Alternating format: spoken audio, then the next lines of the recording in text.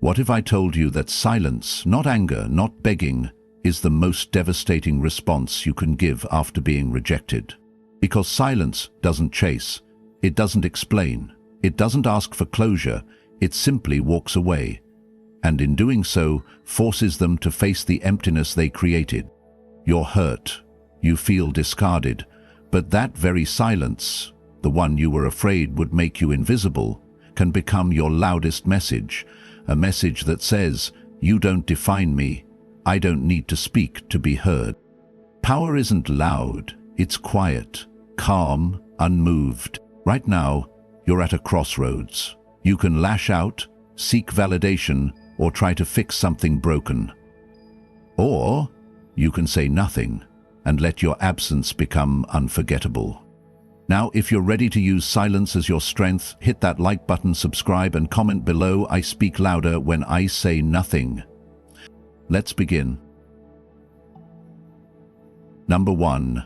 When you go silent, you flip the power. There comes a moment where words no longer serve. You've said what needed to be said. You've tried to clarify, to connect, to explain your pain in ways both loud and tender, but all of it has landed on deaf ears. And that's when you discover what Stoicism has always taught. The absence of reaction is not weakness, it is finality wrapped in discipline. You see, silence isn't empty, it's the purest form of presence, when your energy is no longer wasted on people who never truly listened. In a world obsessed with explanations, silence is disruptive. It interrupts the cycle of drama. It denies the other person the comfort of your energy. They expected tears, maybe anger, maybe one last plea, but you gave them stillness. And that stillness says everything. Silence is the moment when you walk off the emotional battlefield, not because you lost, but because you realized the war was beneath you. It is the choice to no longer hand your power to someone who mistook your vulnerability for weakness. It is the moment you realize that not every closing door requires a dramatic goodbye. Sometimes, it just requires your absence. The power of this silence lies in its intention. It's not avoidance, it's not passive aggression, it's you standing firm in your value and refusing to explain it to someone who never tried to understand it. And that absence, it lingers, it echoes in the places where your voice used to fill the space. It forces reflection. Not because you demanded it, but because your silence created it. Like a lighthouse that stops shining once the ships stop respecting its light, you withdraw not out of bitterness, but out of clarity. You conserve your energy for shores that welcome you, not cliffs that reject you. And when they finally notice your absence, it won't be your words they remember, it'll be the weight of the silence you left behind. This is not retreat, this is mastery. The world will interpret it how it wants. Let them, because you know the truth. Silence, when used with purpose, becomes a language only the self-aware can understand. So don't speak. Don't chase. Let your silence burn brighter than your voice ever did. And in doing so, you return home to yourself. Now, if you've chosen calm over chaos and presence over pleading, comment below. My silence speaks for my worth, louder than words ever could. Number 2. When you leave, the truth finally arrives. You stayed longer than you should have, not out of weakness but out of hope. You gave your time, your care, your attention, believing that somehow it would be enough to shift something in her, to make her see you clearly. But she didn't. Or maybe she did and chose to ignore it. And so you stayed, giving more, explaining more, dimming your own light just to keep her world bright. Until one day, you stopped, and with that quiet departure, something unexpected happened. The truth showed up. Because presence creates noise, it gives others the illusion of permanence, of security. As long as you were around, she could afford to overlook you. Your energy was like background music, always playing, always steady. But silence is different. It doesn't just stop the music. It makes the absence louder than the presence ever was. That's what Stoicism prepares you for. Not revenge, not games, but clarity. And clarity often comes through distance, not discussion. Your withdrawal becomes a mirror, not because you wanted to teach a lesson, but because your absence left space for the truth to echo. Without your messages, she realizes what connection felt like. Without your attention, she feels the cold of being unseen. You didn't need to prove your value, you just needed to stop giving it away for free. Your presence was never small, it was simply underappreciated, and now, in the silence, she has to sit with the reflection of that. Not because you're trying to hurt her, but because you've chosen not to hurt yourself anymore. The fire went out, not because you stopped loving, but because you stopped fueling a flame that never warmed you in return. This is not punishment, it's not a game, it's a natural consequence. And Stoicism reminds us that nature always reveals itself when we step out of the way. People don't see clearly when you're always in front of them. Sometimes they need your shadow to realize how much light you carried. So don't rush to fill the silence. Don't peek back to see if she noticed. Trust that truth always follows absence. It just takes longer to arrive, and when it does, you won't need to say a word. If you've chosen to be the echo that makes others realize what they've lost, comment below. When I walked away, the truth walked in. Number 3. You owe no explanation for outgrowing chaos. There's a pressure to explain, to wrap your departure in a neat little sentence, to justify why you left, why you stopped responding, why your voice no longer fills the room she once dominated. But the deeper truth is, you don't owe anyone an explanation for protecting your peace, especially not someone who dismissed it when you offered it freely. People who demand explanations often aren't seeking understanding, they're seeking control. They want one last window into your heart, not to honor it, but to keep their influence alive. They want to hear your reasons so they can debate them, distort them, delay your healing. But when you say nothing, when you choose silence over self-justification, you send a message louder than any speech could ever carry. My value is not up for negotiation. The Stoics remind us that the wise man acts, not for applause, not for reaction, but for alignment with his principles.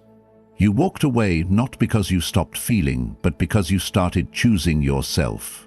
And no amount of back and forth, no emotionally charged discussion, no unraveling of memories can change the fact that your soul outgrew the space you were in. She may call it avoidance, she may label it immature. That's fine. Let her speak. Let the world whisper. Because when your silence is rooted in clarity, you don't flinch at the noise. You don't re-enter battles you've already won just to prove you were right. You don't walk back into rooms where your presence was treated like an afterthought just to explain why you left. Walking away without explanation isn't cruelty, it's discipline. It's the ultimate act of emotional maturity, to not argue for your worth, to not seek closure from someone who never offered it while you were present. Your closure isn't a sentence, it's a choice. And the power of that choice lies in your stillness, in your refusal to perform one last emotional scene for someone who's stopped showing up long ago. She had her chances, she had your clarity, she had your heart. What she lacked was respect, and that's not something words can fix. So say nothing, not to prove superiority, but to protect your evolution. The path you're on now doesn't require approval, it requires momentum. If you've chosen silence as your final boundary, comment below. I don't explain growth to those who couldn't grow with me. Number 4. Choosing peace isn't quitting, it's winning quietly. There's a voice inside you that still wonders if walking away means you gave up too soon, if maybe you should have fought harder, explained more, tried longer. That voice is not your wisdom, it's your wound. The truth is, you didn't leave because you were weak. You left because every time you tried to hold on, a piece of you unraveled. And at some point, real strength is knowing when to stop bleeding for something that never stopped cutting. Stoicism teaches us that peace is not found by fixing others. It's found by fixing the way we respond to what we cannot control. And loving someone who doesn't reciprocate is the most brutal form of emotional imbalance. You give, they take. You explain, they deflect. You show up, they withdraw. Over and over again until your spirit grows weary, not from the effort, but from the emptiness. That's when you begin to see clearly. Chasing isn't romantic, it's depleting. Fighting for someone who isn't meeting you halfway isn't noble, it's self-erasure. And staying in that dynamic just to prove your loyalty doesn't make you strong. It makes you a prisoner of your own hope. Walking away is not surrender, it's selection. It's the decision to no longer trade your peace for proximity. It's choosing silence over noise, dignity over drama, self-worth over the illusion of connection. You don't stop loving, you start protecting the love you still have for yourself. And that, above all, is sacred. She may not understand why you disappeared. She might interpret it as indifference. But that's the paradox of stillness. It gets misread by those addicted to chaos. Let them misread it. Your job is not to correct their perception. Your job is to reclaim your balance. And once you do, something beautiful happens. You stop feeling the need to be understood. You stop rehearsing explanations in your head. You stop romanticizing the noise. Peace becomes enough. Silence becomes a sanctuary, and your absence, it becomes the mirror they never expected to face. You didn't leave to hurt her. You left because staying hurt you. That's not giving up. That's growing up. If you've chosen calm over chaos and clarity over confusion, comment below. I didn't quit. I chose peace over proving. Number 5. Your absence speaks when presence was ignored. There's a moment that always arrives, quiet and unsettling, when they finally notice you're gone. Not just physically, but energetically. Your texts have stopped. Your attention no longer wraps around their silence. The familiar rhythm of your presence, once dismissed, once taken for granted, has faded into something they can't quite ignore. A void. But here's what they don't understand. Your absence didn't come suddenly. It came slowly, like light dimming in a room where no one cared you were still standing there. You didn't disappear to teach a lesson. You disappeared because the lesson had already been taught and ignored. You left because staying meant erasing yourself, piece by piece, just to be tolerated. And one day, even that wasn't enough. Stoicism teaches us that truth doesn't always need to be spoken. Sometimes it needs to be felt. And nothing is felt more deeply than the quiet where connection used to be. When you go silent, not out of bitterness, but out of dignity, you turn your absence into a mirror, not because you want to punish, but because you no longer want to participate. They might look for you in the usual places, in the morning text, the random check-in, the comment on their story, but all they'll find is space, a silence that doesn't beg to be filled. And that absence begins to echo in the very places they once ignored you. It doesn't scream, but it lingers, in empty notifications, in moments when they need comfort and realize it's no longer available. You don't have to explain anything. You don't need to send a final message. Your withdrawal was the message. You were present, and it wasn't enough. Now you're gone, and it finally feels like something's missing. Not because you became more valuable in leaving, but because they finally had to sit with the cost of your energy and what it meant to receive it so effortlessly. Your absence is not silence, it's a language, one that says, you had something rare and now it's gone. Let them wrestle with that. Let them decode the quiet, because by the time they do, you'll have already started speaking a new language, one rooted in peace, not performance.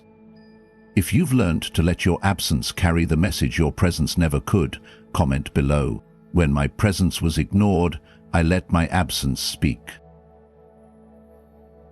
Number 6, disappearing isn't a tactic, it's transformation.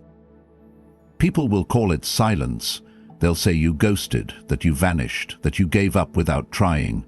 But what they won't see, what they refuse to understand, is that your absence wasn't about them, it was about you. about what it cost you to stay, to explain, to shrink just enough to keep fitting into something that was no longer shaped for you. You didn't disappear to win. You disappeared because staying meant losing yourself. In a world that praises noise, stillness is misunderstood. But Stoicism knows the truth. Growth doesn't always roar. Often it happens quietly, alone, away from the familiar, away from the ones who called your evolution selfish simply because it no longer revolved around them. You didn't vanish into nothingness. You stepped into the space where you could finally breathe again. You don't owe them proof of your progress. You don't need to show up in better shape, with clearer skin, holding new trophies to justify the space you took for healing. Your transformation doesn't need to be seen to be real. It's not a performance. It's a private revolution. Every morning you woke up and chose not to reach out, not to look back, not to explain again. That was growth. That was the climb no one witnessed. And now they might wonder where you went, why you've changed. They'll say you disappeared, but no, you returned. You came back to yourself. After giving too much away for too long, you turned off the noise and listened to the silence within, and in that space you found someone stronger, wiser, quieter. Let them misunderstand your silence. Let them call it cold, because what they call retreat, you now know as restoration, and what they call distance, you've reclaimed as peace. Your withdrawal wasn't a move on the board. It was you flipping the board entirely and walking away from a game that never had rules in your favor. You are not the same, and that's exactly the point. The version of you they knew needed them. This version doesn't even need to be seen, it simply is. If you've stopped disappearing for others and started reappearing for yourself, comment below. I didn't vanish. I evolved where no one could see me. Number 7. Walking away from chaos is how you take back control. They try to pull you in, not always with words, sometimes with silence, with inconsistency, with emotional games dressed up as passion, with moments of attention wrapped in long stretches of neglect. And every time you felt it. The urge to respond, to defend yourself, to participate. Because when someone draws chaos around you, your first instinct is to make sense of it, to solve it, to earn peace by dancing through their fire. But not anymore, because there comes a point when you understand not all conflict deserves your presence. Not every storm needs you to anchor it.